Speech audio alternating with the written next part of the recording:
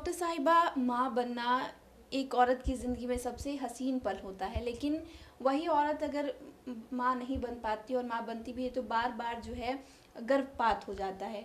तो अगर गर्भपात हो रहा है बार बार तो कारण क्या हो सकता है? हाँ रिया जी, अगर प्रेगनेंसी लॉस बार बार हो रहा है तो उसे रिकरेंट प्रेगनेंसी लॉस जी। बोला जाता है हम लोग के टर्म्स में। और रिकरेंट प्रेगनेंसी लॉस का ऐसे डेफिनेशन है कि अगर 3 या 3 से अधिक अबॉर्शन हो तो महिलाओं को ट्रीटमेंट खोजना चाहिए। बट आज के डिक्टम में क्योंकि हम लोग लेट मैरिजेस कर रहे हैं तो ऐसे में हर प्रेगनेंसी वैल्यूएबल है। तो मैं अपने पेशेंट्स को यही सजेस्ट करती हूँ कि अगर एक भी आपका प्रेगनेंसी लॉस हो रहा है तो उसके बाद आप एक बार अपने गायनेकोलॉजिस्ट से मिलके अपना इवैल्यूएशन तो ज़रूर करवाना चाहिए। मतलब हर गायनेकोलॉजिस्ट को करना भी चाहिए, मुझे लगता है करते भी हैं हम लोग सब। कि जो भी कारण है, जैसे रिकरेंट प्रेगनेंसी लॉस के कारण क्या क्या हो सकते हैं, तो उसके कारणों में सबसे पहले तो age of the patient affect करता है। अगर हम लोग लेट मैरिजेस करते हैं, 30 के बियॉन्ड मैरिज करते हैं, तो यूजुअली क्या होता है कि इनफर्टिलिटी के चांसेस बढ़ जाते हैं, या फिर प्रेगनेंसी, क्योंकि यूट्रस में इन्फेक्शन होने का चांस रहता है, फाइब्रॉइड्स होने का चांस रहता है, अंडाशय में सिस्ट होने का चांस रहता है। और क्योंकि देखिए एक्चुअली हर महिला का फर्टिलिटी पीरियड 15 साल से लेकर 45 साल की उम्र तक है। तो इसमें ग्रेजुअली क्या होता है कि जब भी कोई लड़की जन्म लेती है तो कुछ उसके अंडे निर्धारित होते हैं, और धीरे धीरे ये अंडे जब 15 साल की उम्र से वो अंडे मतलब फूटना शुरू होते हैं तो ग्रेजुअली वो कम होने लगते हैं, है ना, उसका स्टॉक कम होने लगता है। तो वो फर्टिलिटी को अफेक्ट करता है एज फैक्टर, राइट। क्योंकि वो अंडों की मात्रा जो है, क्योंकि वो रिजर्व्ड है, वो ओवेरियन रिजर्व जिसकी मैं बात कर रही हूँ, अगर तो ओवेरियन रिजर्व को असेस किया जाता है एंटी मुलेरियल हार्मोन से, तो और एंट्रल फॉलिकल काउंट से, अल्ट्रासाउंड के माध्यम से। तो ये रिजर्व ही, ओवेरियन रिजर्व ही महिलाओं में कम होने लगता है, हार्मोन की डिस्टर्बेंस आने लगती है। फिर इन्फेक्शन, मल्टीपल इन्फेक्शन आ जाते हैं, क्योंकि लोग जानबूझ के मैरिज करते हैं, रिलेशन करते हैं, और लेकिन प्रेगनेंसी नहीं करते हैं। तो उससे क्या होता है कि रिपीट इन्फेक्शन आते हैं और एसटीडीज होते हैं, और उस सब से भी जो हम लोग का जो कैविटी है, ट्यूब्स हैं, वो अनहेल्दी हो जाती हैं।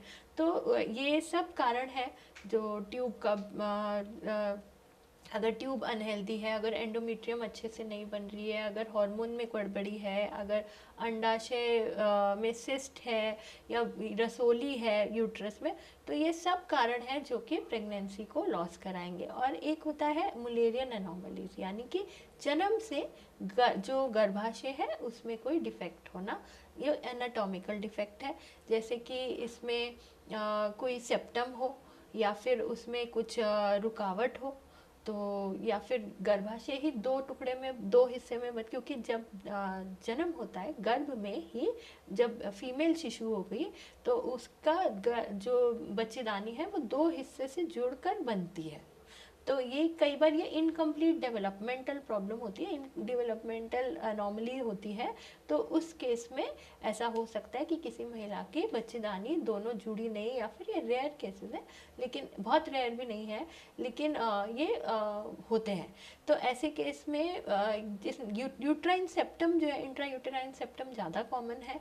तो ये सब केसेस में, या बाइकॉर्नुएट यूट्रस हुआ, तो उस केस में ये एबॉर्शन होने का रिस्क रहता है। प्लस एबॉर्शन होने में अगर महिलाएं मोटी हैं, पीसीओडी है उनको, अगर ओबेसिटी है, या फिर आजकल जैसे जंक फूड लाइफस्टाइल प्रॉब्लम्स की वजह से भी थायराइड प्रॉब्लम्स आ जाती हैं, डायबिटीज़ आ जाता है, हाइपरटेंशन आ जाता है। तो ये जो क्रॉनिक जो कि मेटाबॉलिक डिसऑर्डर्स हैं, ये सब मिलकर कहीं ना कहीं प्रेगनेंसी लॉस का कारण बन रहे हैं।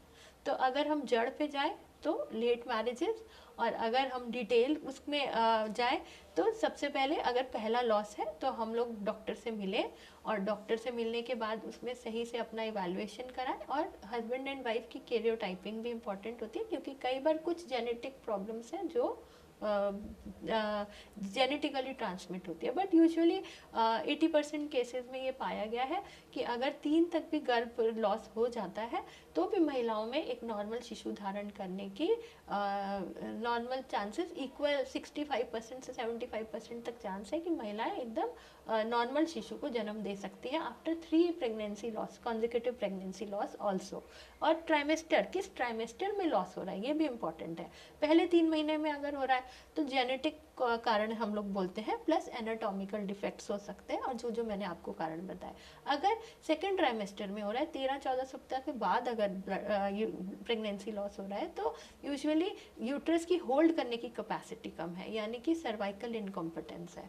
तो ये सब कारण इवैल्यूएशन करने के लिए गायनेकोलॉजिस्ट और ऑब्स्टेट्रिशियन से मिलिए, डेफिनेटली वो आपको सहायता भी करेंगे और एक हेल्दी बेबी को जन्म देने में हेल्पफुल भी होंगे। और कई लोगों को इसमें जब ऐसी परेशानियां आए तो मनोबल नहीं तोड़ना चाहिए, क्योंकि आजकल हमारी साइंस इतना एडवांस हो गई है कि अगर सर्वाइकल इनकॉम्पिटेंस है तो स्टिच दिया जा सकता है, लैप्रोस्कोपी, हिस्ट्रोस्कोपी की मदद से सारे कारण जाने जा सकते हैं।